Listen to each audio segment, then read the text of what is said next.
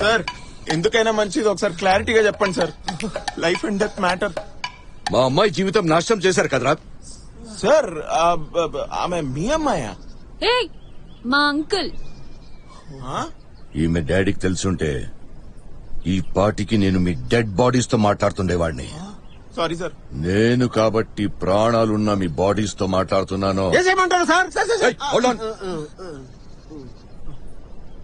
Harassment కేసులో మిమ్మల్ని అందరినీ లోపలేయాలరా. హరాస్మెంట్ అన్యాయం నాకు జరిగింది సార్. నేను నిద్రపోతున్నాను సార్. నేను ఏం చేయలేదు. న్యాయంగా చూసుకుంటే నేనేయాలి సార్ హరాస్మెంట్ కేసు వీళ్ళ మీద. ఇవన్నీ ఎందుకు చేసావురా? సార్ ఇది నాకు జరిగిన రియల్ స్టోరీ సార్. కడెట్ అలా కాదు.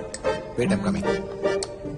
సో బిర్యానీ తిని వాష్రూమ్కి వెళ్ళి చేతులు వాష్ చేసుకుని తిరిగి వచ్చి చూస్తే